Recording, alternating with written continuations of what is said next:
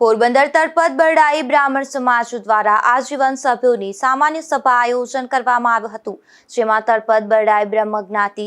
સ્વજ્ઞાતિ ભવન કોરીવાડ ખાતે આયોજન થયું હતું, જેમાં મોટી સંખ્યામાં સભ્યો ઉપસ્થિત રહ્યા હતા।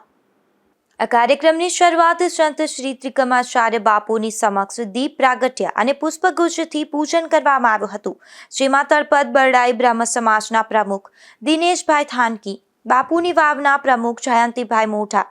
સહિત નવો ઉપસ્થિત રહ્યા હતા। ત્યારબાદ આ સામાન્ય સભામાં મિનિટ્સનું વાંચન સંસ્થાના મંત્રી ધવલભાઈ જોશી દ્વારા કરવામાં આવ્યું હતું અને સંસ્થામાં થયેલ નવીનીકરણના કાર્યોનો અહેવાલ રજૂ કરાયો હતો। આ સામાન્ય સભામાં નવી કારોબારી સમિતિની રચના કરાઈ હતી, જેમાં સંસ્થાના ઉપપ્રમુખ કિરણભાઈ થાનકી તથા સંસ્થાના મંત્રી ધવલભાઈ જોશીના નામનો પ્રસ્તાવ મૂકવામાં આવ્યો હતો,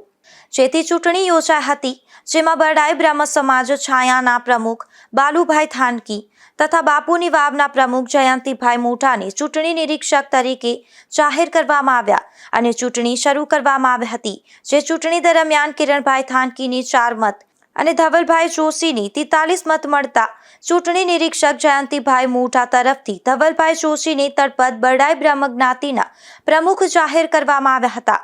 તેમજ કારોબારીની પણ રચના થઈ હતી, જેમાં ઉપપ્રમુખ તરીકે તેજસભાઈ થાનકી, માનદ મંત્રી તરીકે કિરણભાઈ મોઢા અને ખજાનચી તરીકે નીરજભાઈ જોશી સહિતનાની વરણી કરવામાં આવી હતી।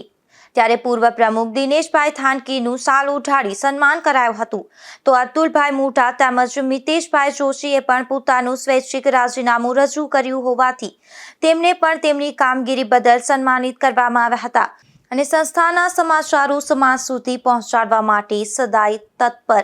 આભાપરોના સંપાદક કિરણભાઈ થાનકીનું પુષ્પગુચ્છ અર્પણ કરી સન્માનિત કરાયું હતું।